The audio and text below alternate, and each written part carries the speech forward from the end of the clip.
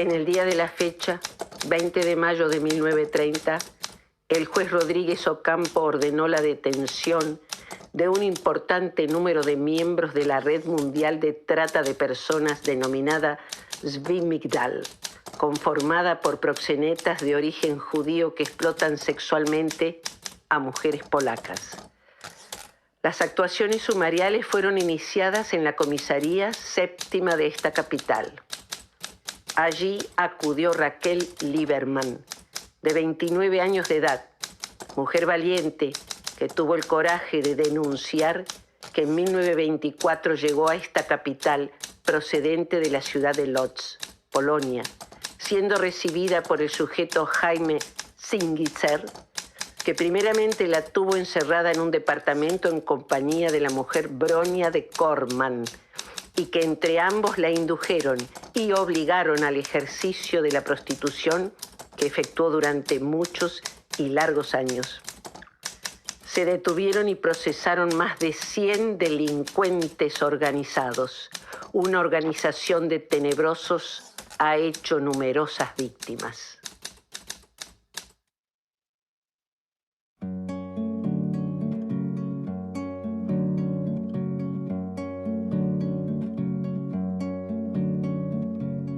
Venga el blanco de un jazmín, venga el cristal de una fuente, y de ahí brote esta milonga para una mujer valiente, valiente como muy pocos, entera a carta cabal, como que sola y su alma se enfrentó con la Migdal, con la Migdal poderosa de la coima y el morlaco, del político prendido y el cantinflero polaco. No cualquiera se animaba, según los viejos nos cuentan, a toparse a la Migdal allá por el año 30. Y sin embargo hubo quien se cruzó de andarivel, la habían traído de Polonia y se llamaba Raquel.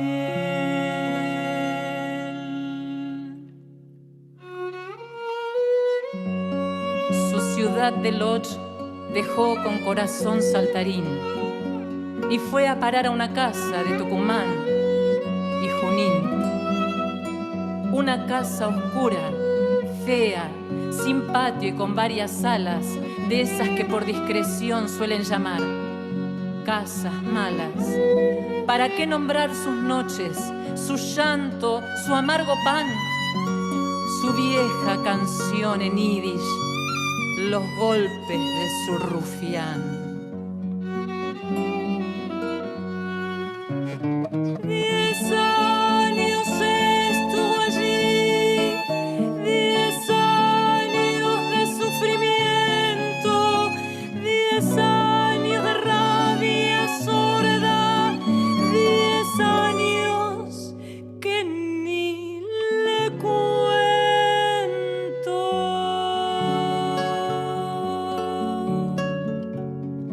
Hasta que una vez, cansada de tanta y tanta opresión, se echó el coraje a los hombros y empezó su rebelión, una rebelión perdida, cualquiera lo podía ver. Pero hay cosas que se hacen porque se tienen que hacer. Que se pierdan en el viento, que ronden por mi ciudad las coplas de una pupila que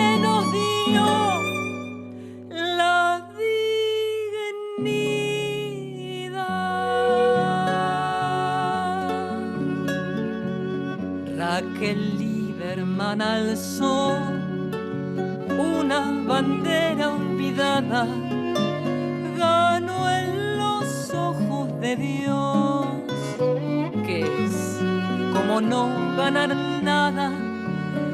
De Polonia había llegado su corazón saltarín y se vio con su destino allí en la calle Junín. Cante pues esta milonga que no es de palma y laurel, la victoriosa derrota de una muchacha Raquel.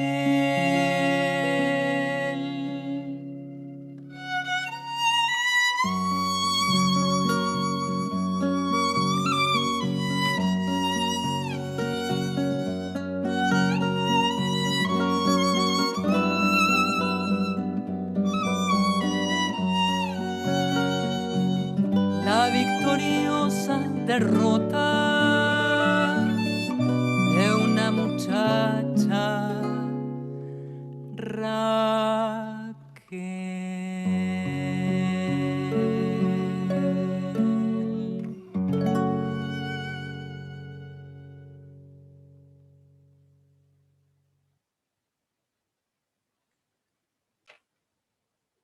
Muy buenas tardes a todos, bienvenidos y bienvenidas a esta actividad. Es un honor tenerlos como públicos y tener a este panel que vamos a escuchar seguidamente.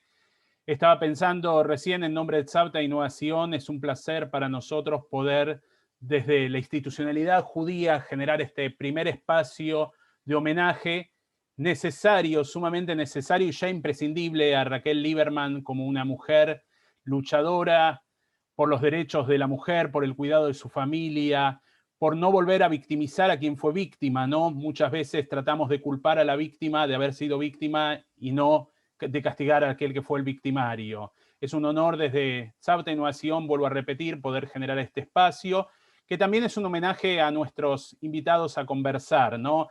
Creo que es un homenaje también al trabajo que Mirta durante años hizo de la investigación de Raquel Lieberman con su libro La Polaca, a José Luis, que me consta, yo lo llamaría el Indiana Jones del pueblo judío casi, por más que se llama José Luis Carci, el trabajo maravilloso de investigación que hizo en su libro Tmeim, pero más allá de eso, la garra que pone, lo vi en el cementerio, a veces sin protector solar, a veces sin dormir yendo desde el trabajo, a ver tumba por tumba, a numerar, a medir y todos esos trabajos, y en entusiasmarnos a muchos con la temática hasta ser sus cómplices en las visitas al cementerio para poder traducir las lápidas y las fechas en hebreo, y esa obsesión que tuvo en la investigación, creo que para ustedes dos, en principio es un homenaje con esta temática, para Silvina también el reconocimiento de una tarea en el rol de la mujer, en el rol progresista de una mujer rabina, tengo una hermana rabina también, así que sé lo que significa ser mujer rabina, y ser rabina en una comunidad tan importante también como es Betel, tan comprometida con los derechos humanos, resaltar también tu compromiso, y para nosotros es importante también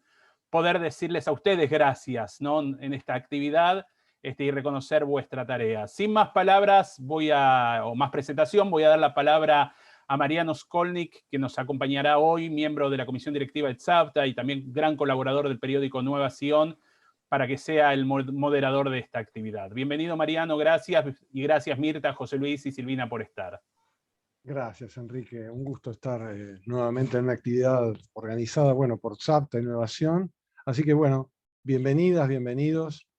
Y lo que quería decir era breve, es que desde este espacio siempre abordamos temas que nos interesan, que nos preocupan, y en este caso nos inquietan, porque tiene que ver con todo lo que rodea a la historia de las Bimigdal.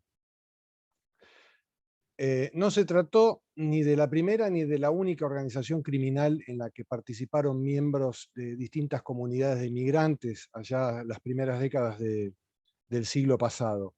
Pero hay que destacar que sí se trata del único caso documentado, del que tengamos registro, en que las propias instituciones comunitarias, en este caso las judías, repudiaron el accionar de la organización, que se dedicaba sencillamente a captar y forzar a ejercer la prostitución a mujeres provenientes de shtetls y ciudades de Europa del Este, que soñaban con una vida mejor en América, lejos del hambre y de la persecución.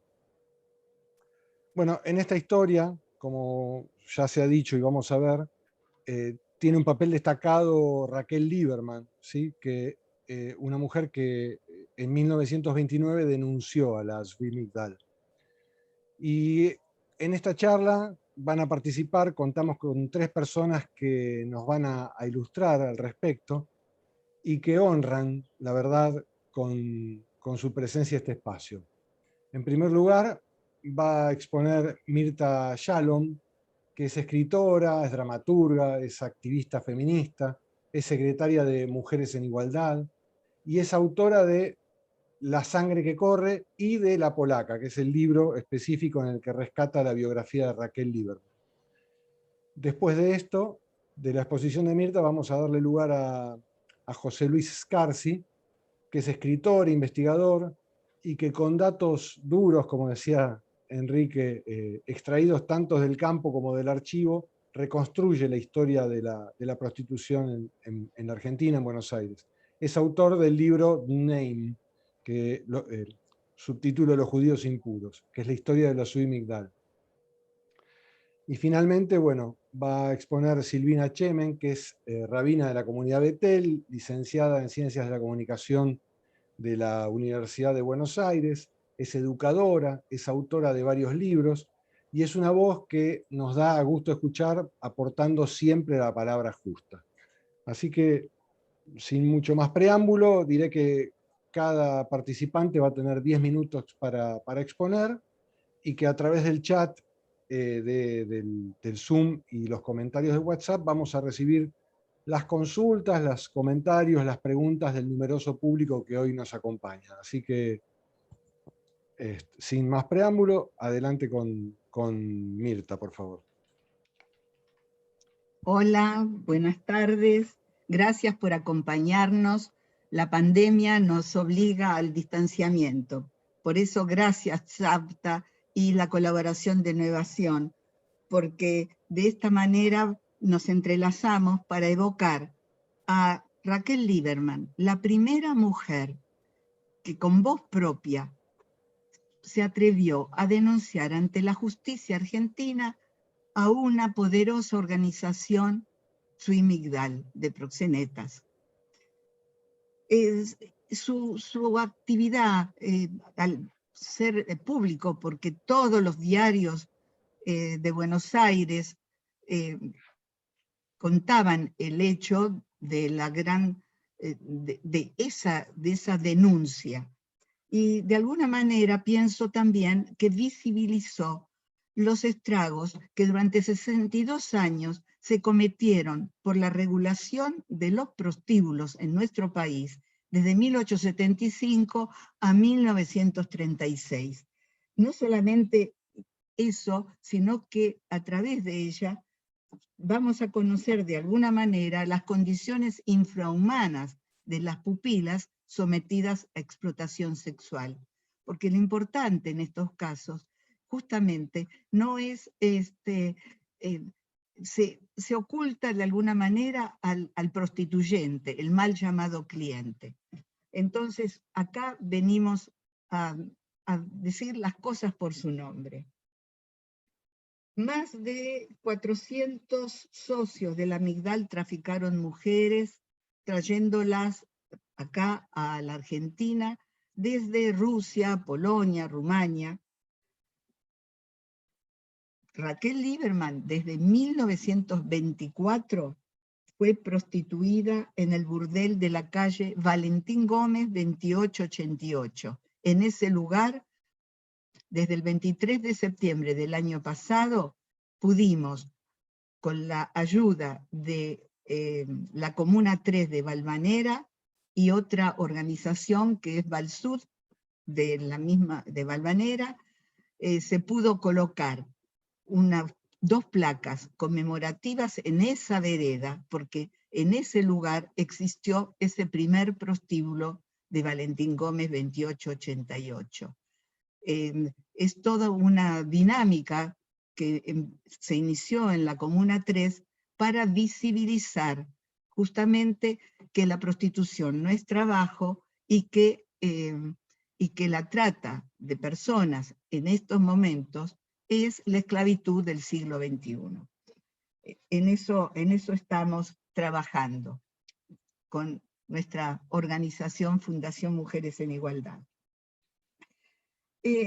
Al no convivir con su primer explotador, Jaime Sissinger, después de 3 largos años en los que pudo ahorrar, Raquel compró su propia libertad y fue nombrado recién a la Comisaría Séptima del barrio del Once, solicitó ser borrada del registro de prostitutas. Ese pedido crea ya un pie hacia lo que va a ser después, al final, la acusación de ella. Cuando meses más tarde, Raquel, alrededor de 10 meses más tarde, Raquel vuelve a la comisaría para reinscribirse, alegando que no se podía mantener con un negocio de compraventa que ella había puesto en la calle Callao 515. Eso intrigó al comisario Alzogaray, Julio Alzogaray, ese comisario que le va a recibir las distintas denuncias. Cuando, después de eso, de esa intriga, bueno, la misma Raquel Lieberman, el 31 de diciembre de 1929, el último día del año 1929, Raquel llega a la comisaría para denunciar a José Salomón Korn, que por un engaño fraguó un casamiento religioso, robó su dinero y pertenencias y la devolvió al prostíbulo. Salomón Korn era un socio solapado de la Migdal. Así, la Migdal castigó su rebeldía, volviéndola al prostíbulo. Pero ese fue el segundo paso. El último paso que ella va a dar va a ser justamente en mayo de 1930, cuando se va a presentar ante el juez de primera instancia en lo penal, Rodríguez Ocampo, para pedir, para denunciar no solamente a José Korn, sino también a la Tzvi Migdal. Ese es el acto que puede hacer una mujer, siempre hay que pensar en la década del 30, y una mujer con escaso idioma, ¿sí? Presentarse ante la justicia para denunciar. Esa es, creo yo, la mayor expresión de libertad, de pedir la libertad y no ser nuevamente tratada como una cosa, ¿sí? Para la venta a los mismos prostituyentes que la usaban, que la mal usaban. Así que ese juez empieza con su expediente y va comprobando durante 4 meses un expediente que va a tener 4.000 fojas, un poco más de 4.000 fojas, va a presentar la acusación y la prisión preventiva para 108 proxenetas en septiembre de 1930. También pensemos que el 6-7 de septiembre de ese año es el primer golpe de Estado. En esa multitud de acciones alrededor va a sobrevivir este acto de valentía. Cuando los pone presos a 108 proxenetas, y además va a ordenar la persecución a 334 prófugos de todo esto. Pero el poderío de esos procesados lo van a conseguir a través de sus abogados que van a retrasar hasta llegar a la feria judicial, eso era en septiembre del 30, y en la feria judicial los 3 jueces de la Cámara de Apelaciones en enero del año siguiente, 1931, van a absolver a 105 de ellos, diciendo que no se pudo comprobar, no hubo suficientes pruebas para comprobar la asociación ilícita de los socios de la Migdal, ni tampoco hubo suficientes víctimas. Eso de trabajar desde el machismo, imagínense tribunales, no había mujeres, ahora también hay muy pocas jueces, de pensar que las mujeres, ya que una se atrevió, todas corrieron a... No, el tema de la mujer en situación de prostitución es por las limitaciones que tiene para poder salir de eso. Y entonces están amenazadas, y ya vamos a ver qué pasó con Raquel Lieberman. Cuando termina el juicio, Raquel va a intentar, ese malogrado juicio, Raquel va a intentar otra cosa, porque estaba amenazada por los rufianes. Sin embargo, ¿qué había pasado después del juicio?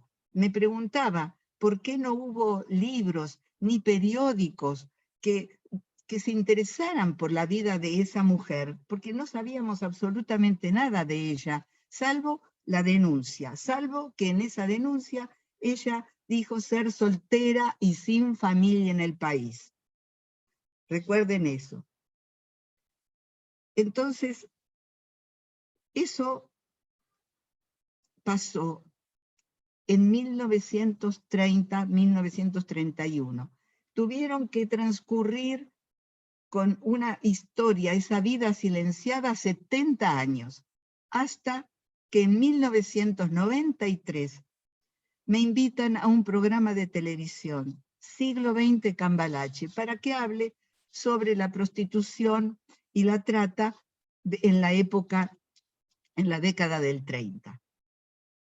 Se proyectaron imágenes de ese momento, y la única y conocida foto de Raquel Lieberman fue mostrada en esa sucesión de fotos del juez, del comisario, algunas partecitas de películas que trataron el tema, pero no, la única foto era su foto del registro municipal de prostitutas. Y esa borrosa imagen en un televisor vista por Raquel Ferber, será la revelación de un secreto familiar.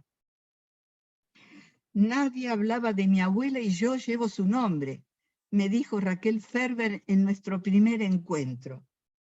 Ella y su hermano Horacio, que sé que está presente hoy, buscaron y hallaron documentación, cartas en iris que fueron traducidas, fotos.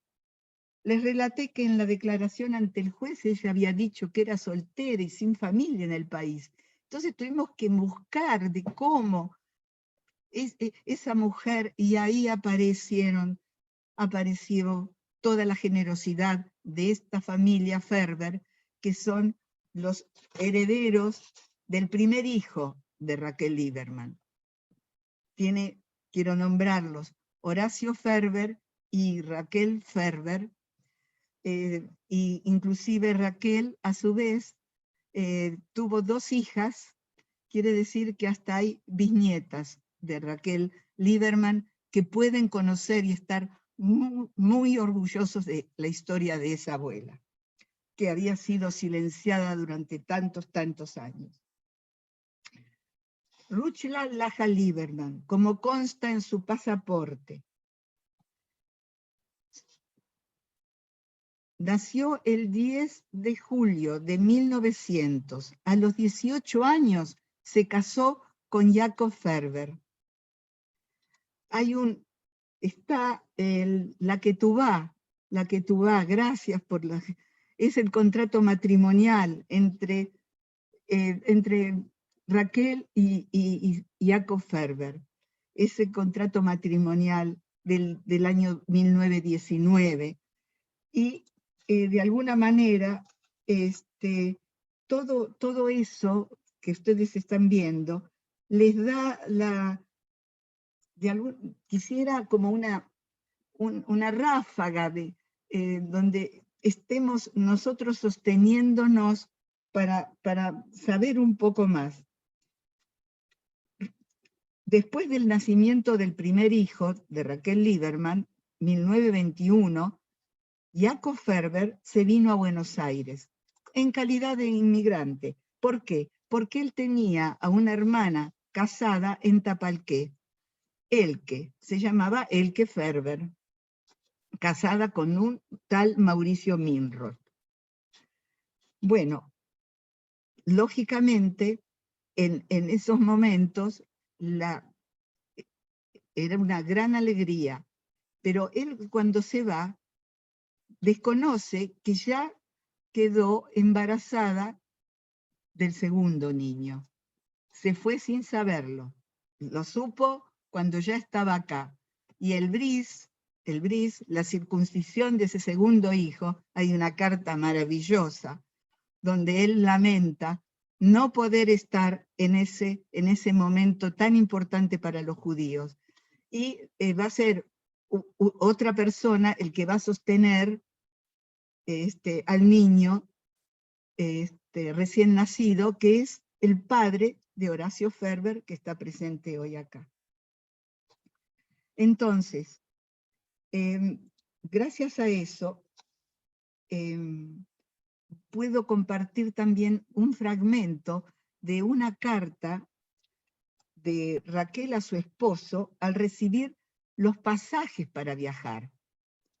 Varsovia, 20 de abril de 1922. En la parte superior dice, último día de Pesaj. Mi querido esposo Jakob, la felicidad es enorme. La correspondencia se terminará y nos veremos cara a cara.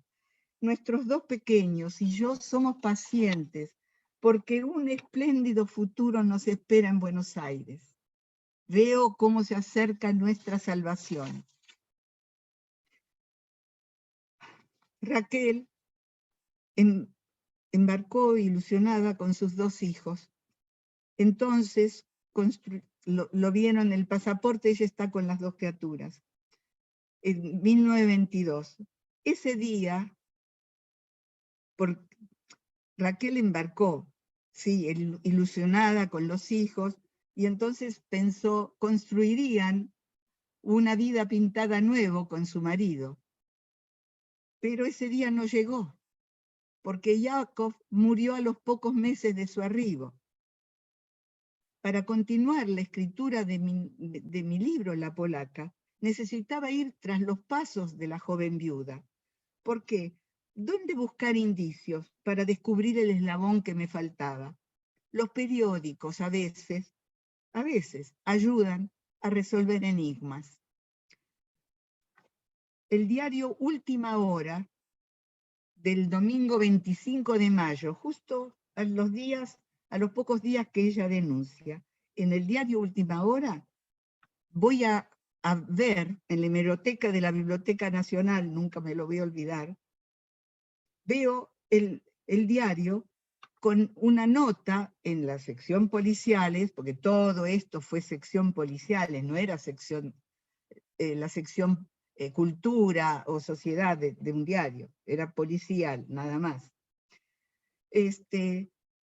vi que Elke Ferber había sido detenida. Estaba escrito en el diario, y busqué los otros diarios de la misma época, y con distintos, Elke Ferber, era lo mismo, estaba en Tapalqué.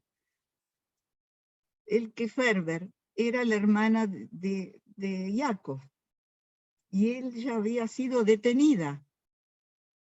Era una socia de la Migdal.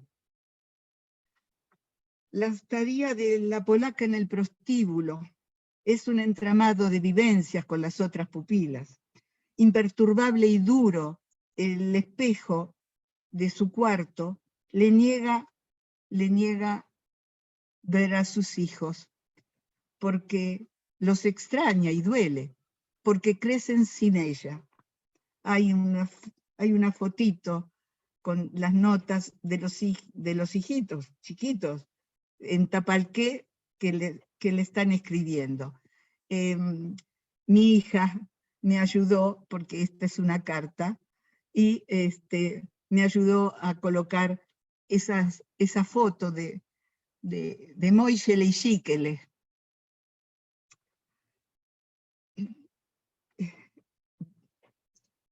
Para devolverle identidad, después del juicio, les apunto también que después del juicio, a los impuros, a los tmeim, Raquel pretendió volverse a Polonia porque estaba amenazada por los rufianes absueltos, y pidió la visa, pero por su exposición pública, la visa se demoró, y ella murió el 7 de abril de 1935.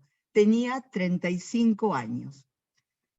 Para devolverle su identidad y dignidad, el 10 de septiembre del 2015, hace 6 años, en el cementerio de Asilva, con un acto religioso en la parcela que perteneció a la Tzvi Migdal, donde está enterrada Raquel Lieberman, se descubrió una placa de mármol en la que se grabó: su lucha continúa. Deseamos que ese espacio se preserve como patrimonio tangible e intangible, histórico y cultural. Después de esta foto, creo que está la baldosa que les conté de Valentín Gómez, 2888. Puesta el 23 de septiembre del año pasado, porque el 23 de septiembre cada año se conmemora el Día Internacional contra la Trata de Personas. Muchísimas gracias. Después, si hay oportunidad, hay cosas para agregar, y dejo a mis compañeros continuar. Muchas gracias. No, gracias, Mirta.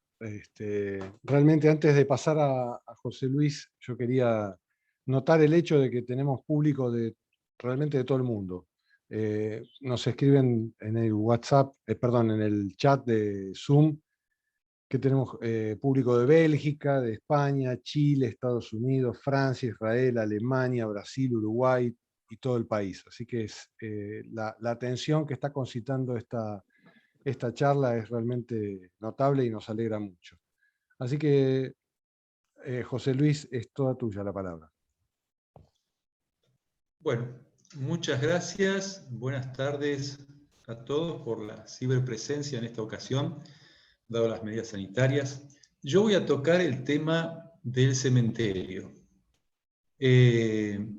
Yo creo que es un tema que atraviesa toda la historia de la Tzvi Migdal desde su organización, y evidentemente en la actualidad también la de Raquel Lieberman. Hay que poner en claro, primero quiero decir, Tzvi Migdal nos queda en el inconsciente colectivo, el hecho de la Tzvi Migdal, dos cosas. Primero, que se llamó por muy pocos meses Tzvi Migdal, porque en el año 29 fue cuando terminan de cambiar este nombre. Anteriormente se llamaba Sociedad de Socorros Mutuos Varsovia. En realidad fue una sociedad de socorros mutuos porque hay gente que piensa que era algo así como una pantalla con la que los rufianes se protegían. Pero como decía Mirta, la prostitución tolerada por el Estado estaba permitida, o sea que no hacía falta ninguna pantalla, ¿sí? Cambian ese nombre porque justamente el embajador de Polonia en esa época estaba pensando hacer una queja a las autoridades argentinas porque no podía ser que una organización de rufianes llevara el nombre de la capital del país polaco. Sin embargo, esto encierra cierta dosis de hipocresía, porque solamente en Varsovia, en ese mismo año, había 26.000 prostitutas registradas por la policía, ¿sí? Entonces me parece que esto también lo tenemos que tener en cuenta, como también tenemos que tener en cuenta que muchas mujeres de las que llegaban a Argentina llegaban engañadas, pero muchas también llegaban sabiendo el destino que les ocurría. Y esto también es hipócrita, porque cuando admitimos que estaban engañadas, centramos la responsabilidad en un pequeño grupo de personas que las engañaba. Pero si admitimos que muchas venían sabiendo a qué se trataba, estamos abriendo mucho más el abanico a la cantidad de actores mucho más grandes que sostenían este tipo de organizaciones y este tipo de tráfico, ¿sí? Desde gobiernos hasta organizaciones y hasta particulares. A mí me parece central, les decía, el tema del cementerio, porque en un momento me hicieron también, en una charla de este tipo presencial, me hicieron una pregunta que me desconcertó, porque yo me centraba mucho en lo que pasaba en la Argentina, y alguien me preguntó, ¿y por qué no hay cementerio de rufianes en Europa? ¿Por qué? Porque había rufianes que venían, familias, organizaciones que trabajaban generaciones y generaciones en el mismo tema de la trata y de la prostitución en Europa. Y de hecho, en el Imperio Ruso, que abarcaba la zona de Polonia, de las repúblicas bálticas, de Bielorrusia, de Ucrania, desde 1843 la prostitución estaba autorizada por el Estado. Entonces, ¿por qué no había cementerios allá? La pregunta creo que había que hacer al revés. ¿Por qué hubo acá? Y no es casual que sea que hay que hacer al revés la pregunta. Cuando comenzaron a llegar los primeros inmigrantes judíos y se comenzaron a nuclear, empezaron a ver además algo muy diferente de lo que venían viviendo en Europa. Obviamente vinieron buscando otro futuro, un futuro diferente, y realmente lo encontraron. Lo primero que encontraron fue la libertad. La libertad para moverse, la libertad para ir de un lugar a otro. En el Imperio Ruso estaba prohibido ese trasladarse. La mayoría de los judíos estaban restringidos a una zona que podía ser una parte de Polonia, de Ucrania, y no se podían mover de ahí. En la mayoría de los casos vivían siempre en ese lugar. La cantidad de varones que podían acceder a la educación no sobrepasaba el 10%. Las mujeres, la educación que ofrecía el Estado, ninguna. En Argentina, una de las primeras cosas que consiguieron es la capacidad de trabajar en lo que deseaban trabajar y de estudiar. Y ya la segunda generación de esos inmigrantes empezó a acceder a la facultad. Empezó a mirar el mundo desde otro lugar. Empezó a tener la posibilidad de hacer una crítica, una autocrítica de cómo se iban a plantar en la mirada de los demás. Y esto creo que también tuvo que ver con la mirada de los impuros, lo que ellos llamaban los impuros, ¿no? Los tratantes de blancas, en este caso, los prostituyentes. A esta gente la tenemos que apartar. Esta gente no puede ser parte de nuestra comunidad, como pasaba en Europa. Acá tiene que ser distinto, tenemos que empezar de cero, y esa otra concepción del mundo, yo creo que fue la que impulsó esa exclusión de los rufianes. Lo que dio como resultado que solamente en Argentina, en Brasil y en Estados Unidos apenas, pero digamos en Argentina y en Brasil, los rufianes se tuvieron que organizar y tuvieron que reproducir aquellas instituciones de las que habían sido apartados. Entonces tuvieron que promover sus sitios de reunión, sus lugares sociales y hasta el cementerio, si se quiere, desde el aspecto religioso y del aspecto constitutivo de lo que es el judaísmo. Un lugar que no tenían para caer muertos, porque no eran aceptados. No es casual entonces que una organización de rufianes tenga que tener un cementerio. Parece poco creíble, pero una de las cosas que promovía este nucleamiento justamente era poder administrar un cementerio. Y para poder administrar un cementerio había que cumplir pasos legales. Había que tener reuniones societarias, había que tener listas de socios, había que tener asambleas, había todo un aspecto legal que había que cumplir. Y esto es lo que nos permite estudiar a la SUE Migdal, a diferencia de otras organizaciones de tratantes, que se manejaron de forma totalmente clandestina. No es como a veces se piensa, los judíos manejaban la prostitución en Argentina, no. Los judíos quedaron expuestos justamente por esa situación de tener que llevar adelante esta sociedad de tratantes, que en ese aspecto se llamaba de socorros mutuos, y para poder tener el cementerio. Todo eso los expuso desde lo legal y los expuso desde lo material con el cementerio y la sede que tuvieron en la calle Córdoba. Y de ahí viene esta cosa del inconsciente colectivo de pensar que eran los únicos que manejaban la prostitución en Buenos Aires, cuando no llegaban nunca más al 20 o al 25% del negocio. Después estaban los franceses, los italianos, había otra cantidad de rufianes que trabajaban en la Argentina que no quedaron expuestos. Entonces, esto del cementerio es muy importante. Otra cosa que es importante es el paradigma que yo creo que ahora está empezando a cambiar, pero que hasta hace poco era un tema de eso no se habla. Esto no lo expongamos. Es una mancha, una mácula en nuestra comunidad y no hay que exponerlo. Cuando creo que el paradigma ahora está cambiando, porque justamente el hecho de que exista un cementerio de rufianes, lo que nos está demostrando es el éxito de la campaña que tuvo la colectividad judía para perseguirlos y para excluirlos y para exponerlos y para visibilizarlos, que tiene que ver muy, pero muy de la mano con lo de Raquel Lieberman. Si no hubiera estado apoyando la colectividad judía a esa denuncia de Raquel Lieberman, si desde la Sociedad de Protección de Mujeres y Niñas no hubieran estado apoyando con documentación como lo hicieron, la denuncia no hubiera prosperado de la forma que prosperó. Los rufianes estaban todos identificados por la Sociedad de Protección de Mujeres y Niñas, la Ezras Nashim, que justamente los perseguía.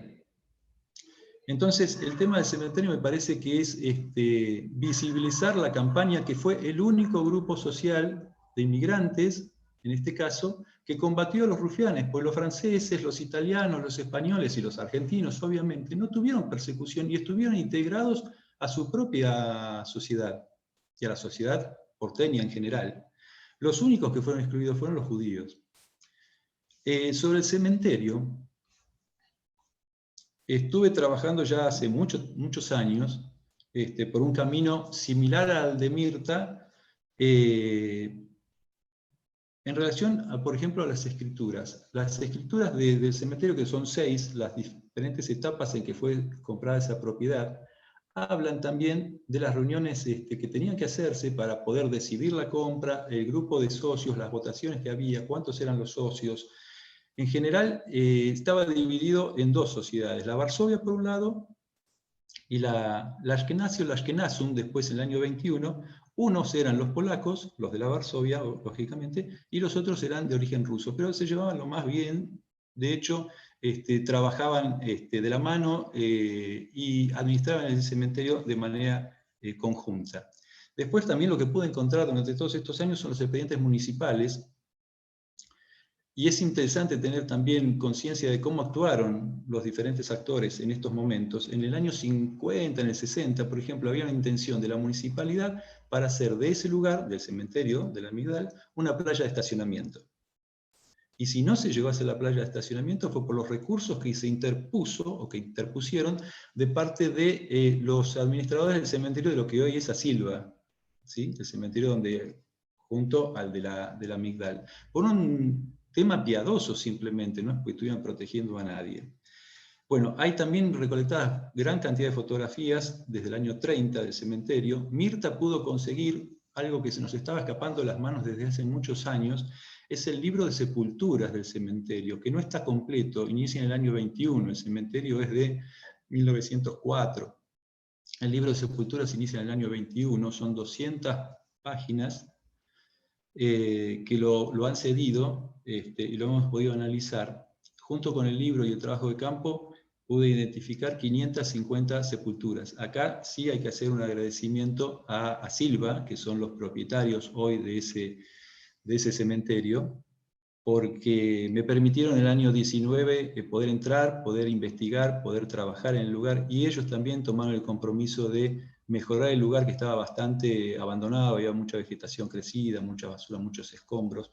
No solamente lo limpiaron todo, sino que también lo nivelaron, un trabajo muy grande, muy costoso en esfuerzo también, esfuerzo de personas. Hubo varias personas durante varios meses trabajando. Hubo una novela en Canal 13 de hace unos pocos años que hablaba justamente de dos personajes centrales, Raquel Lieberman y Noé Trauman, que no vivieron en la misma época realmente. Eso fue un recurso de la novela. Trauman, que fue uno de los presidentes, el primer presidente de la Sociedad Varsovia, fallece en 1912. Y Lieberman llega al país 10 años después recién. Pero a lo que me refiero es que se pudieron encontrar las sepulturas tanto de Trauman como de Raquel Lieberman. Ya sabíamos que Raquel Lieberman estaba en ese sector de la manzana, lo que no teníamos identificado era el lugar exacto. Esto lo que nos permite realmente, espero que así sea en el futuro, poder homenajearla de la manera más concreta, también sabiendo el lugar. Porque acá en Argentina estamos a veces acostumbrados a hacer homenajes a gente que no sabemos dónde están, ¿sí? Que hemos perdido las referencias físicas de esas personas. De hecho, el cementerio yo creo también que es un espacio que homenajea a las mujeres víctimas de violencia sexual, de trata de personas, porque ellas no están ahí, no es un cementerio de prostitutas y rufianes, como se ha dicho muchas veces, es un cementerio administrado por aquellos rufianes, donde fueron a parar, la mayoría de los casos, los rufianes, sus esposas, las regentas. Hay registros de niños, obviamente, de comerciantes que estarían asociados de alguna manera a la Migdal o a la Varsovia, si se quiere.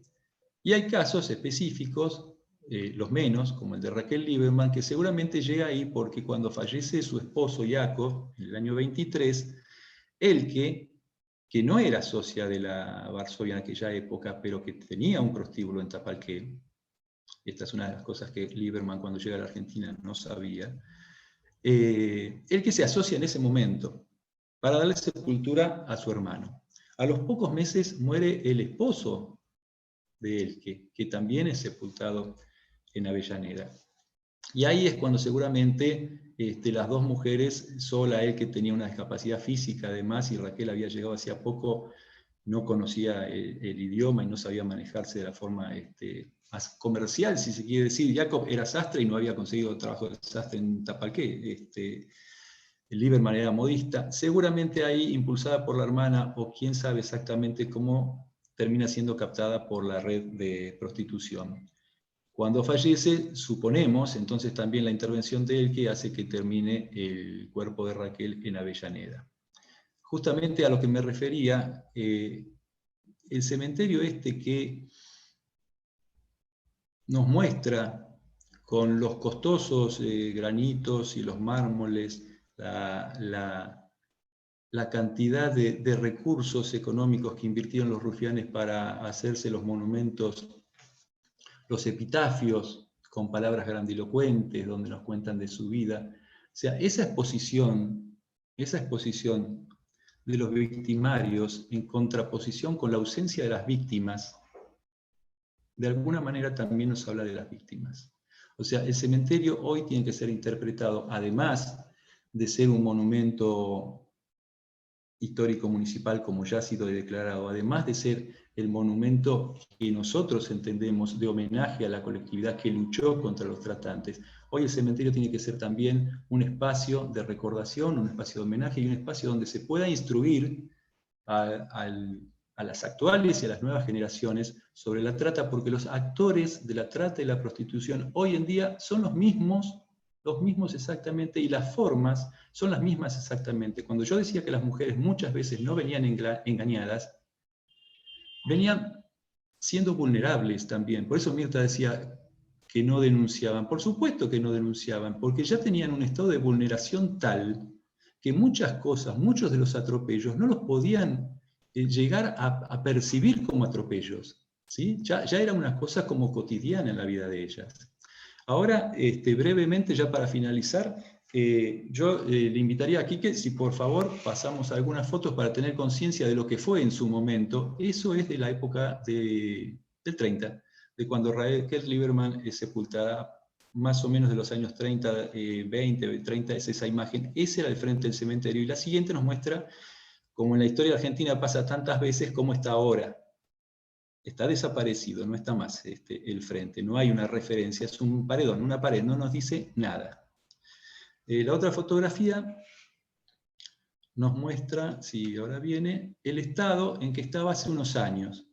A partir justamente del compromiso que ha tomado a Silva, ahora con la nueva fotografía, fíjese la puerta ahí blanca que está en el fondo, ahora con la nueva fotografía como referencia vamos a ver, ahí la puerta blanca queda abierta, pero fíjense cuando sale toda esa vegetación que había, acá todavía no había empezado la nivelación del terreno, solamente se había sacado la vegetación.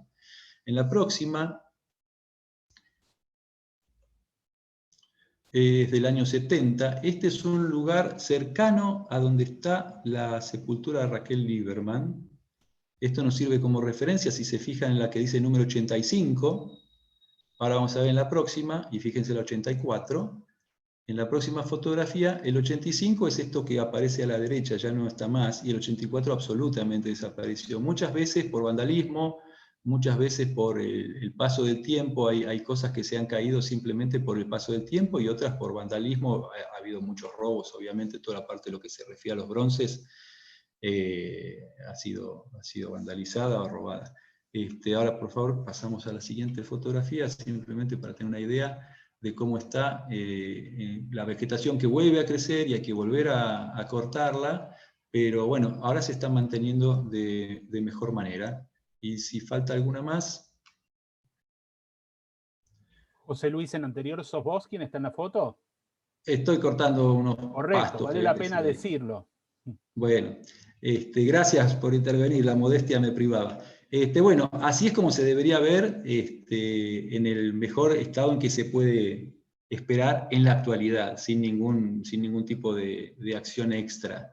Esta es una vista bastante amplia, nos permite ver lo que queda, era obviamente mucho más importante, habrá tenido aproximadamente unas 700 sepulturas. No me acuerdo si esa es la última imagen de la que hay, pero como para tener una idea.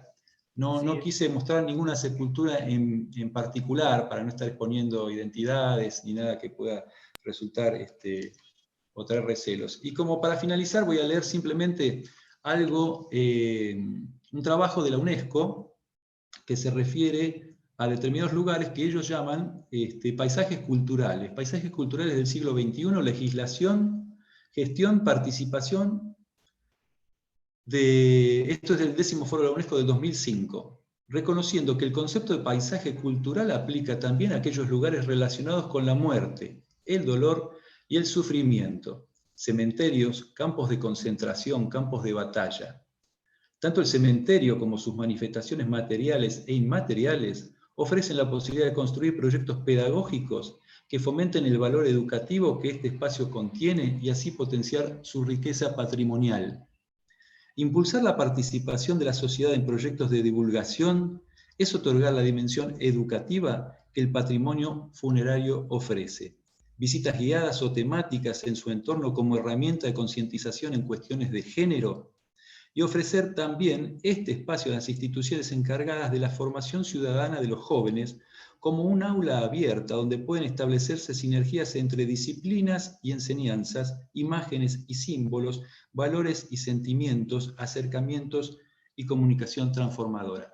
Yo quiero agradecer, bueno, especialmente a Silva, que ya lo hice, quiero agradecer a SAPTA por habernos permitido justamente este espacio, y a la Municipalidad de Avellaneda, que sé que también está en conversaciones con los propietarios del cementerio, para ver si pueden llegar a buen puerto y establecer algún tipo de recorrido o de rescate patrimonial. Gracias, José Luis. También. Igual que Mirta, más que elocuente y fundado e interesante. Y bueno, le damos la palabra ahora a Silvina. Queremos escuchar tu intervención y tu reflexión al respecto. Buenas tardes a todos. Conmovida por este momento y conmovida también por la cantidad de gente que se comunicó conmigo para agradecer este espacio. Quiero decirles, SAPTA, que Es un espacio necesario y así que se agradece mucho. En general no hablo de mí, pero quiero contarles que yo me crié en mi adolescencia sabiendo que la comunidad judía tenía un cementerio que estaba cerrado con muchos candados y que de eso no se podía hablar. Que ahí había algunas chicas que fueron vendidas, pero que eran judías y que no se podía hablar. Y así crecí, sin entender bien qué había detrás de ese cementerio. También crecí entendiendo que algunas organizaciones de nuestra comunidad no querían hablar de algunos temas en ese momento. Y de pronto pasaron los años, yo estudié Yiddish, aunque soy sefaradí, estudié mucho Yiddish en mi escuela secundaria y también en el profesorado superior que hice. Y mi profesor de Yiddish, mi Lehrer, Abraham Lichtenboim, me escribe estando en Lituania, dando un curso y me dice, Rógele, te van a llamar. Escuchá que hay una chica que quiere hablar con vos, escuchala que va de parte mía. Y así estos lazos invisibles que tiene ser parte de una familia grande que es comunidad, hizo que un profesor de Yiddish, de una alumna sefaradí de abuelos que vinieron de Siria, se ponga en contacto con una artista alemana que consiguió fondos para hacer una obra particular sobre el cementerio de Avellaneda. Y allí en el 2015 fui convocada al cementerio de Avellaneda y ahí la conocí a Mirta. La obra era la filmación de 4 cámaras que mostraban cómo se iba desmalezando el cementerio, que durante añares nadie había podido entrar porque estaba cerrado con llave. El terreno y la historia. Y ahí estaba Mirta, que sentía que se hacía justicia a su investigación, a su libro, a esa historia que ella la fue haciendo la propia, y no solamente por Rachel, sino por tantas otras mujeres de entonces y de ahora por las que lucha, pero quizás con más soledad de la que estuviéramos queriendo. Y ahí la conocí y ahí entré a ese cementerio y la artista me dice, no es justo que Rachel no haya tenido una ceremonia de sepultura como se merece. Y es ahí que cuando pusimos la placa y la inauguramos, como si estuviera en el momento de su sepultura, hicimos un El Malé Rajamim con su nombre y dijimos Kadish, por el descanso de su alma y por el descanso de las almas de tantas. Porque una cosa que les pasó, además de la tragedia de sus vidas, fue que sus nombres fueron borrados. Sus historias fueron silenciadas. Y entonces la comunidad las volvió a matar de nuevo. Y si estamos acá, quizás es para volver a darle nombre a cada una, a volver a contar sus historias, y no solamente sus historias en el pasado. Yo no soy una experta en este tema, sino que pienso cuáles son las enseñanzas de esto que hoy nos está conmoviendo tanto para nuestro presente y para la construcción de la sociedad, de nuestra sociedad argentina y de tantas otras sociedades de amigos y amigas que están acá participando. José Luis hablaba de paisajes culturales y yo pensaba que quizás una manera de componer en algún lado el silencio a las que se las conminó a estas mujeres que sufrieron, y el silencio que protegió a estas familias que vendieron sus cuerpos y se llenaron de dinero con ellas, es hacer de ese lugar de Avellaneda un espacio de memoria y de educación. Nosotros tenemos que ir ahí para hablar de trata de personas. La trata de personas es el sistema de esclavización más grande que tiene la humanidad. Es más grande la esclavitud por trata de personas que la esclavitud que había cuando nosotros estudiábamos la esclavitud allá por el 1800. Y de eso se sigue sin hablar, y de eso se sigue sin mostrar los nombres de las familias dignas que tratan y venden y compran a las personas como mercancía. Si me preguntaran en la Torá, sí, por supuesto, la Torá dice no profanes a tu hija para prostituirla. Hermosa manera, no dice no prostituyas a tu hija, dice no profanes a tu hija. Cualquier uso y abuso del cuerpo del otro es profanación para nuestra tradición.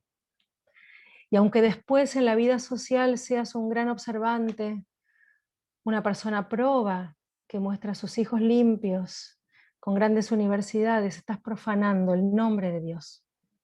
cuando tomás el cuerpo de otro y lo haces tuyo, a tu antojo, por tu propio beneficio. Podemos entender todo.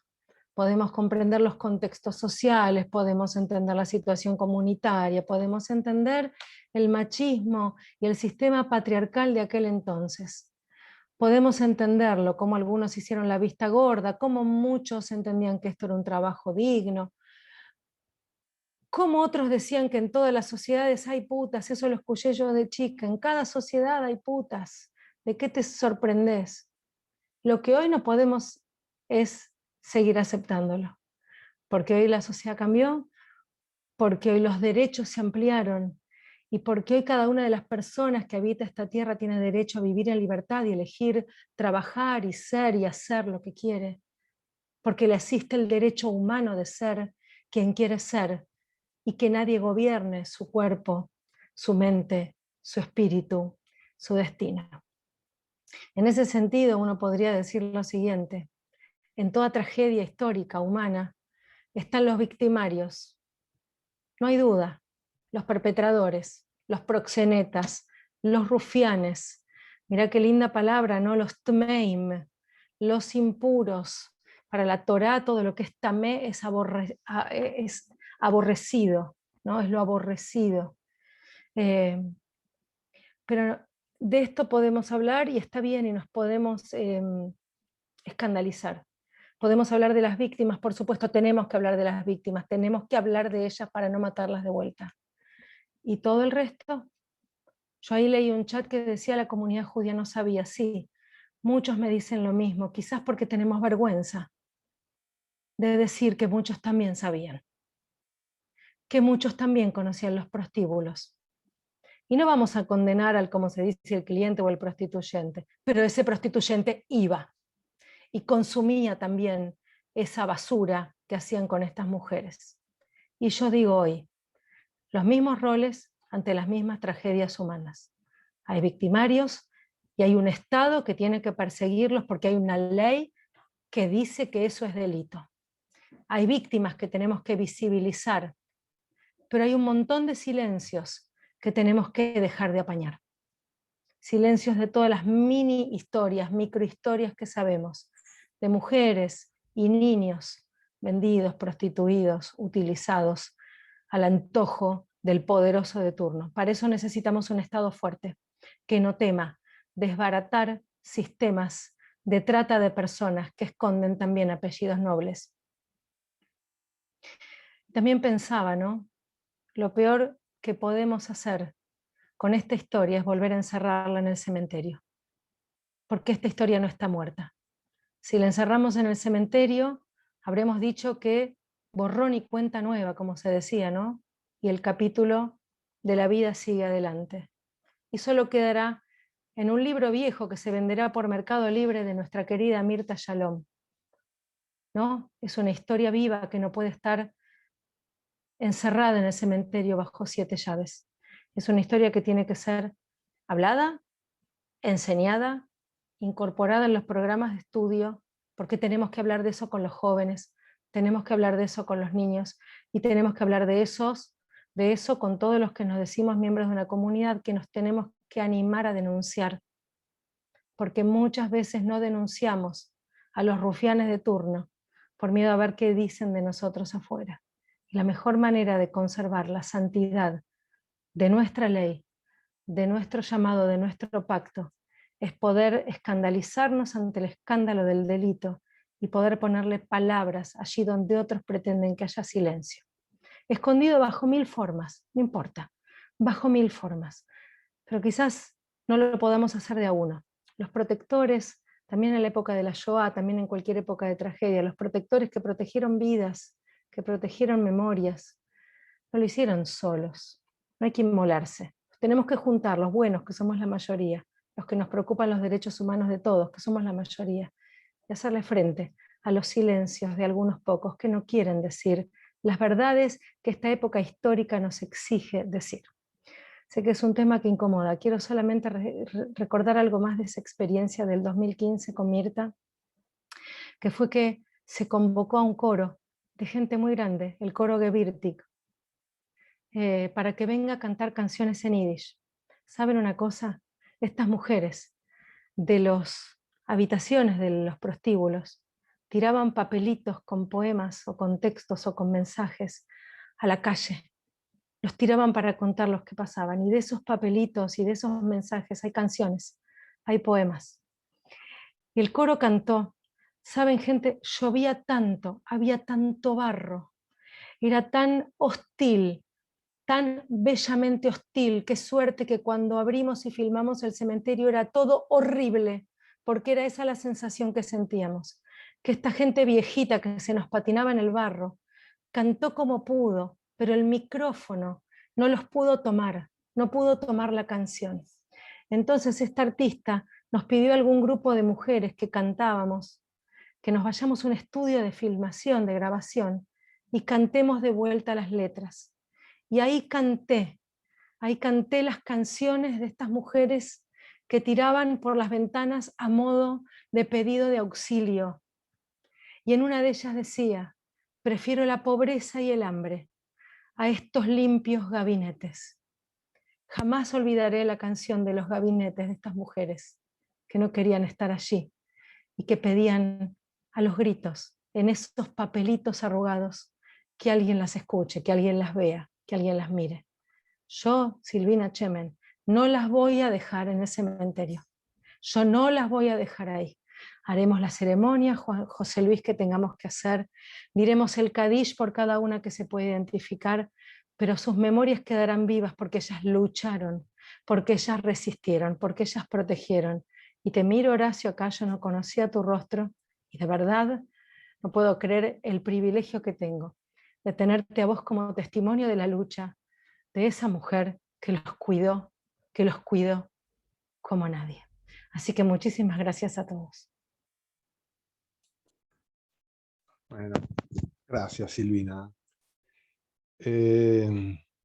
Yo nada más quiero, en todo caso, reforzar o repetir algo que ya has dicho.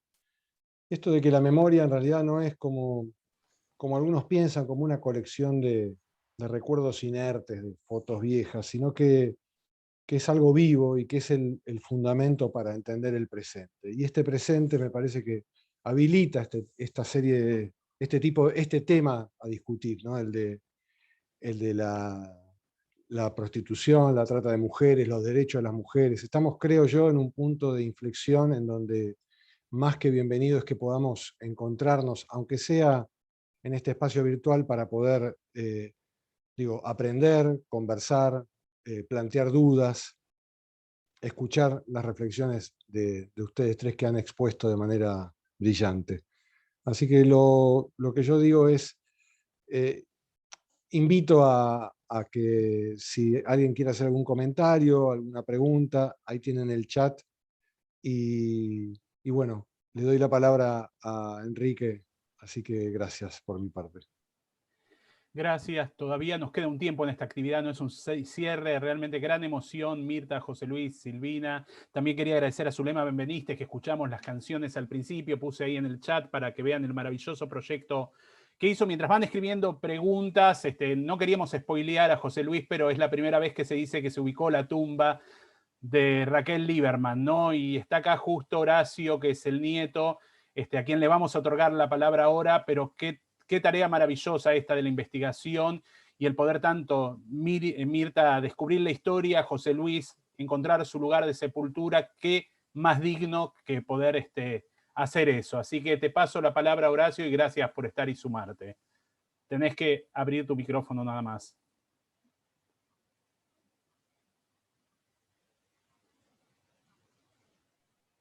Hola, ¿me escuchan? Ahí se escucha perfecto. Bueno, la verdad que es una gran emoción. Primero porque me emocionó varias cosas. Primero lo de esta chica Zulema, con su canto. La verdad que me fascinó. Parecía que me transportaba, no sé, a una estrella, ya en una noche emponchada de estrellas, y vi como si fuera la imagen de mi abuela que desapareció enseguida. La verdad que me encantó. Quiero agradecer a Zulema y a su grupo. Yo también estuve ahí, José Luis Escarci, en el cementerio. Un día fuimos con Mirta. Es factible que Silvina también haya estado. Aparte te mandé un besito cuando me nombraste. La verdad que es muy emocionante todo esto. Bueno, lo que yo puedo decir es de mi abuela.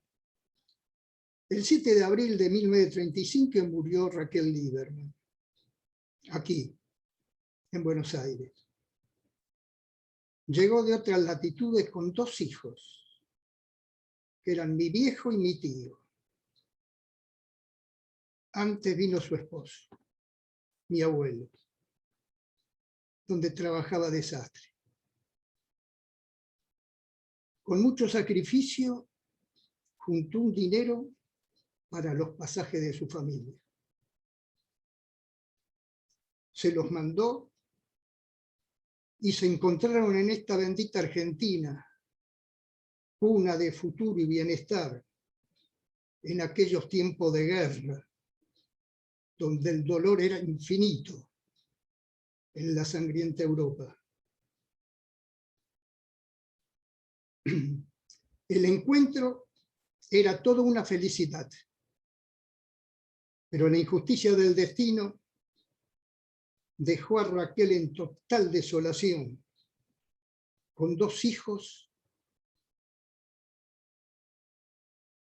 y la muerte de su marido, y sin saber el castellano. Me cuesta mucho hablar. Dejó analfabeta en estos lares donde sus ilusiones se hicieron trizas ante la cruda realidad. La contactaron con una sociedad. Me cuesta mucho nombrarlo. La Swimming Migdal, de ayuda a los inmigrantes, que resultó ser una mafia de prostitución judía.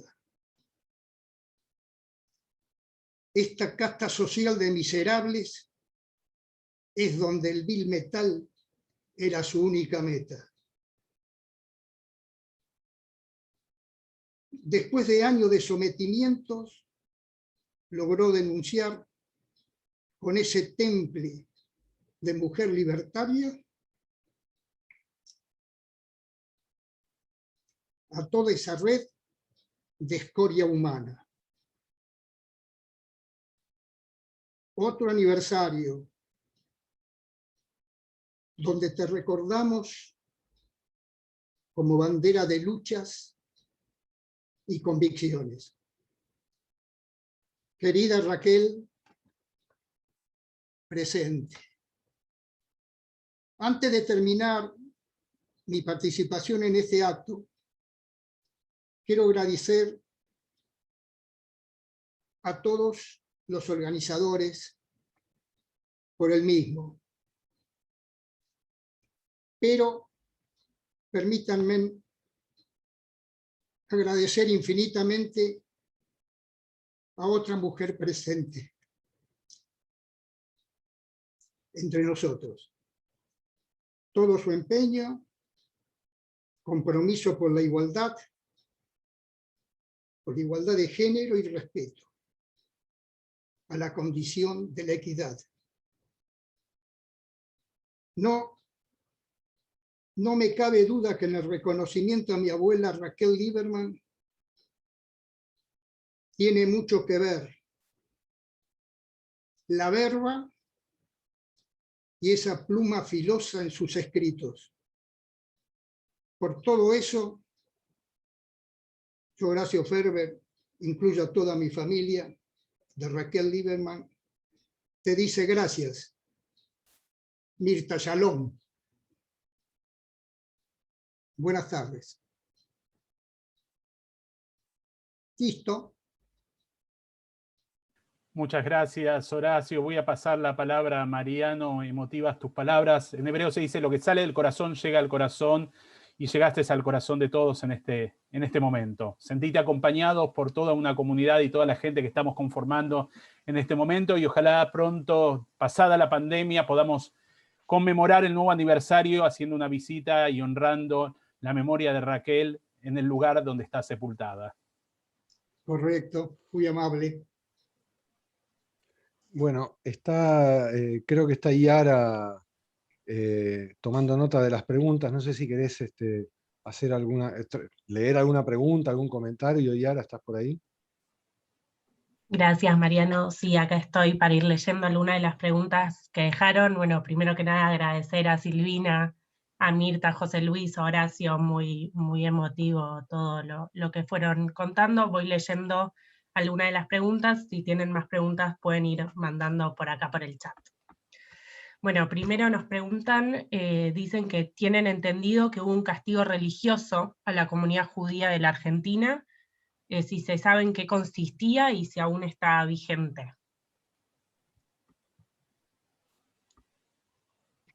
Mirta, ¿querés hablar vos? Sí, darles una respuesta que me la dio el Seminario Rabínico Latinoamericano cuando me invitaron a participar para dar una charla a aquellos estudiantes que se estaban por recibir de rabinos. Y en esa charla hermosa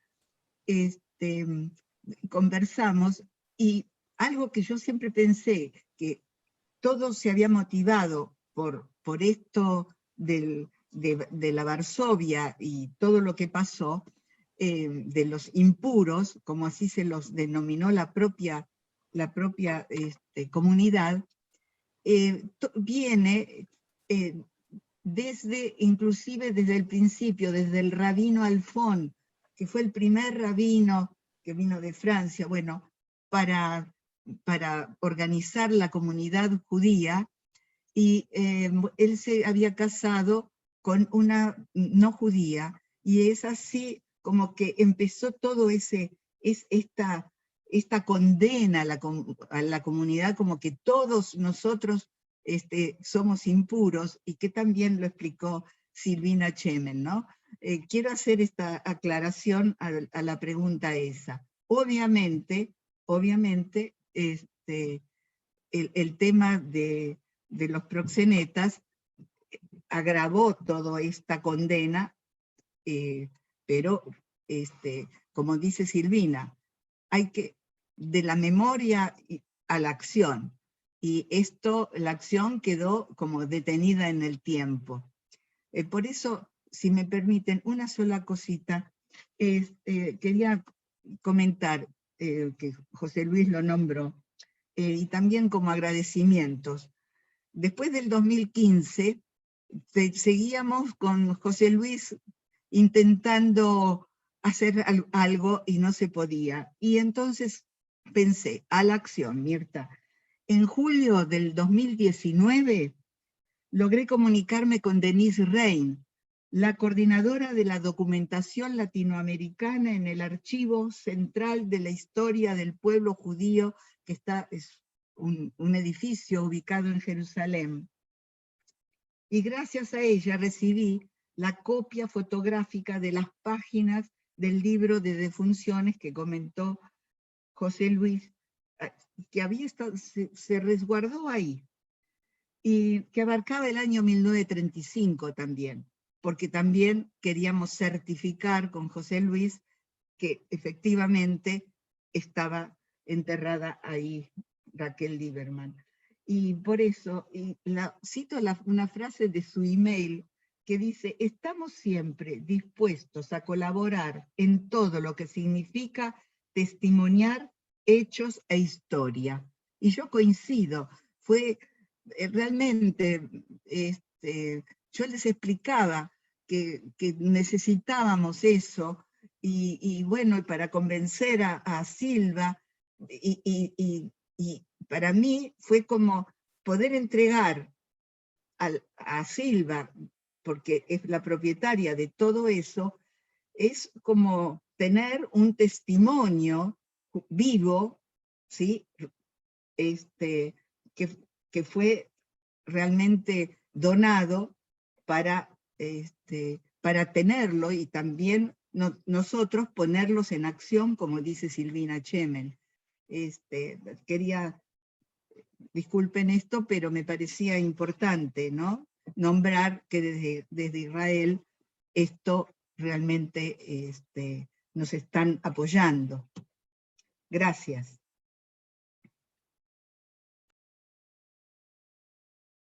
Gracias, Quizás, Mirta. Yara, quizás yo quería agregar que, Sí. digamos, hay sobre la comunidad judía argentina, desde el rabinato ortodoxo de la AMIA, impuesto una anatema, un jerem sobre la comunidad argentina, pero tiene que ver con la prohibición de las conversiones, tiene que ver con una otra situación, no fue particularmente por castigo al oprobio por esta organización, sino que fue una pelea en donde se sostenía que no se podía mantener un judaísmo de observancia por algunas situaciones que sucedieron, y bueno, y alguien estableció un jerem, que se llama como un anatema. Por eso el judaísmo ortodoxo no acepta las conversiones en este suelo. Además está decir mi emoción de ver la Yara Kapsuk acá coordinando esta actividad cuando yo le hice el Simchat Bat cuando nació. Nada más, quería decirlo. Gracias, Silvina. Bueno, tenemos más preguntas acá sobre filiales, específicamente de la Swing Migdal. Quieren saber si hubieron filiales en Bahía Blanca, y también que se sabe que la Swing Migdal operó en Chile, si se sabe algo de eso. Bueno, me permito contestar yo, después si alguien quiere hacer un aporte. Filiales como tales, no vamos a hablar de filiales. La Swing Migdal operaba como organización en el aspecto del cementerio y de otras cuestiones de la sociedad en sí misma. Ahora, en lo que se refiere a la trata y a la gerenciación de los prostíbulos, cada individuo lo hacía a su manera, ¿sí? Entonces, puede haber habido proxenetas asociados a la Migdal en Bahía Blanca, como hubo en muchísimas otras ciudades. De hecho, en Granadero Baigorria, cerca de Rosario, también hay un cementerio.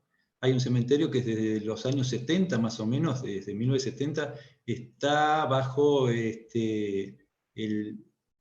la administración municipal. Se puede visitar con cierta regularidad, se hacen visitas guiadas. Ese cementerio perteneció a componentes de la Migdal, a partir de que la Migdal como institución pierde la personería, y esto, bueno, la gente que vivía en Santa Fe, la gente que vivía hacia aquellos lugares, abre un nuevo cementerio en el año 33, 34 son los trámites, ¿sí? O sea que es como una continuación del que había acá en Avellaneda, en Buenos Aires. Pero eso no quiere decir que esto fuera una filial de la Migdal, como que la central estuviera en Buenos Aires. Simplemente eran socios de la Migdal que trabajaban allá. Yo no tengo ninguna confirmación documental de que tuviera filiales en Sudáfrica, en Chile, o en Estados Unidos, o en Brasil. Eso no. Puede ser sí que hubiera... Son redes, o sea, eran redes como las redes de ahora, como las redes que se dedican a la droga, a la trata de personas. Tenían conexiones. Ahora, la Migdal en sí misma operaba solamente en Argentina.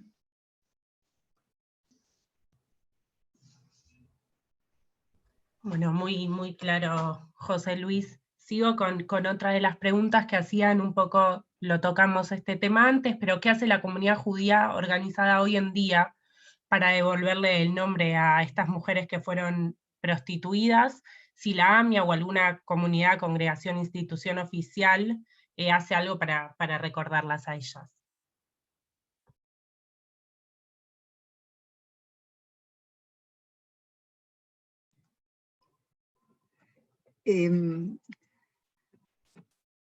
Yo lo que puedo decir es que mi libro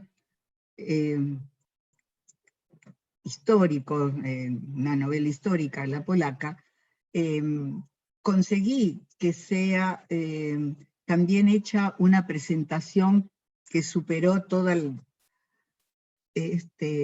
la cantidad de gente que quedó afuera haciendo cola, etcétera, en el 2003, que fue la primera edición. Pero bueno, no era la misma conducción que vino después, porque después ya fue imposible. Todas las propuestas que yo fui haciendo para que se visibilice, únicamente se visibilizó cuando en el 2020, el 3 de agosto, como la legislatura del gobierno de la ciudad de Buenos Aires conseguí que, bueno, se aprobó por la legislatura la propuesta de cambiarle el nombre a la estación Callao, para llamarse Callao Raquel Lieberman, entonces sí hicieron como una nota, que ni me enteré yo, la gente me llamaba a mí para decirme, Mirta, ¿vos viste esto? No, la verdad que no estaba enterada que habían tomado alguna referencia, ¿no? Y esa es la única que yo conozca. Y quería hacer una referencia a Rosario. Rosario, lo sabemos bien José Luis y yo, fue un lugar realmente importante, donde puso el pie la Zui Migdal, bueno, era la Varsovia en ese momento, y inclusive había una sinagoga en el barrio Pichincha de Rosario, también una sinagoga, y como dijo José Luis, en el 1934, la Sociedad Hebraica, así se llamaba, puso esa parcela de cementerio para los proxenetas. Así que, sí, en ese cementerio es otra la mirada más abierta de la comunidad, de alguna manera, porque se hacen visitas guiadas. En marzo del año pasado, estaba previsto todo un acto importante, donde estaba José Luis también invitado, pero la pandemia lo impidió, que era una charla y después una visita guiada al cementerio. Pero bueno, son intentos, pero bueno, me pone muy, muy bien ver la cantidad de gente que está reunida hoy aquí para escucharnos, y agradecer muchísimo, Silvina, muchísimo, todo este recorrido que hiciste de ese septiembre del 2015. ¡Qué recorrido! Ojalá que la obra de Eliana, que estuvimos alrededor de 2 años antes, trabajando con ese proyecto de ella, es un proyecto artístico, y bueno, estuvimos y hasta la placa, esa placa que dice su lucha continúa, fue hecha por nosotras, en el sentido de pensarla, y yo puse la foto, y bueno, y lo que pedimos que no quede solamente esa foto, ¿no? Esa placa. Como dice Silvina, qué importante sería, y eso fue un poco el proyecto, ¿no?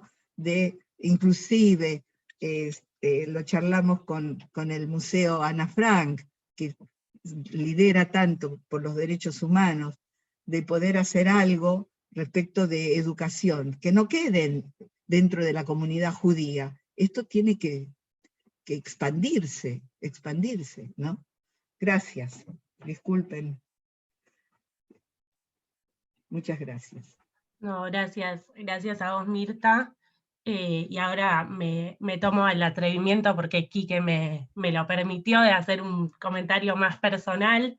decirte a vos, Horacio, que estoy segura que lo sabés, pero nunca viene mal, que tu abuela Raquel es una inspiración para todas las pibas que estamos luchando, y no tan pibas también, que estamos luchando hoy en día por todos nuestros derechos, que sepas de verdad que tu abuela es un ejemplo y una inspiración para nosotras en la lucha feminista, y a Silvina decirle también que espero que la comunidad hayan más mujeres como vos, que como vos decías, que escuchás, y que si era difícil denunciar cuando denunció Raquel, ahora también sigue siendo difícil, pero gracias Silvina por siempre estar ahí dispuesta para escuchar y hablar de luchas actuales, y Mirta también, a vos también por tu libro y estar siempre dispuesta, y bueno, a José Luis por ponerle el cuerpo y la investigación a esta lucha. Así que eso, muchas gracias, y muchas gracias a Sabta por darme voz y dejarme participar.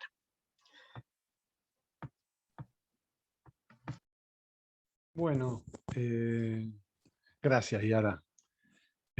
Acuerdo con tus palabras también. Gustavo, ¿querés cerrar?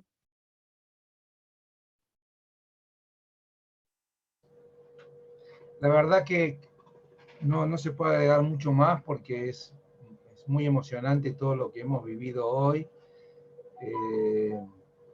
Es lo que intentamos de alguna manera generar, ¿no? Disparar desde Tzapta y desde Innovación, ¿no? Estos espacios en el cual podamos reflexionar desde la documentación, desde la investigación, con actores protagonistas que puedan haber investigado y trabajado el tema, y también de, digamos, protagonistas como bueno, los mismos familiares que pueden contarnos y transmitirnos también esa emoción tan propia, ¿no? La verdad que a mí no me quedan muchas más palabras.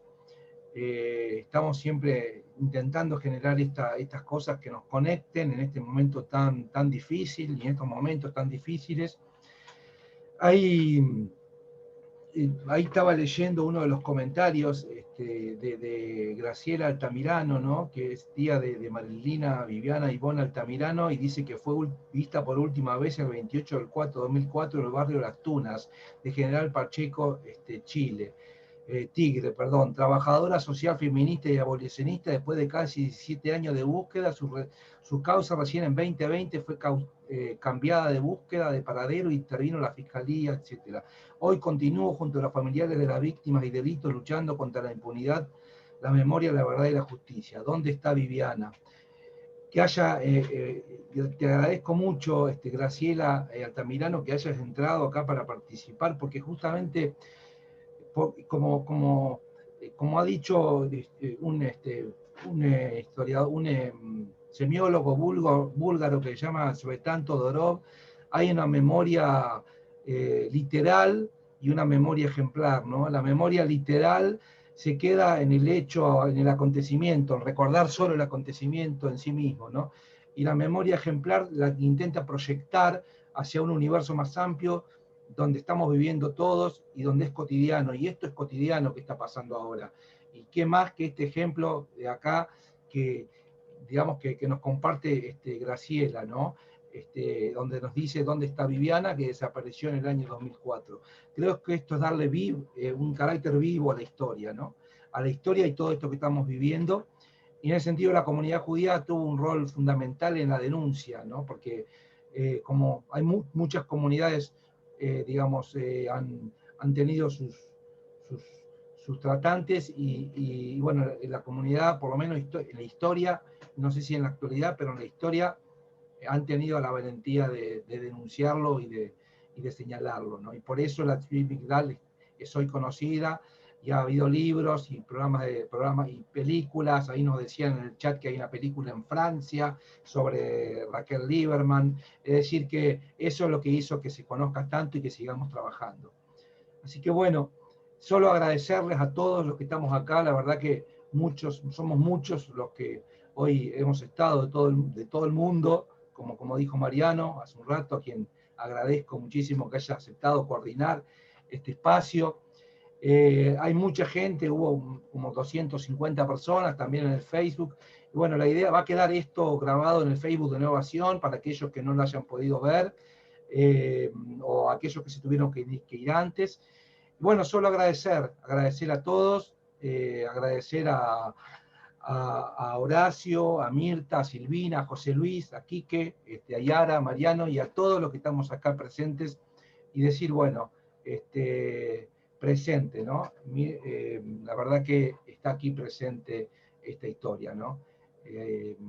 Agradecerle nomás, no tengo mucho más palabras, no me quedan más palabras. Gracias a todos por participar.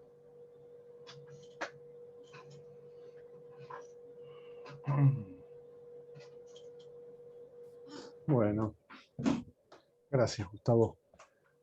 Bueno, damos cierre a la charla de hoy y les agradecemos a todos y todas por haber estado presentes y queriendo compartir estos temas. Así que muchas gracias.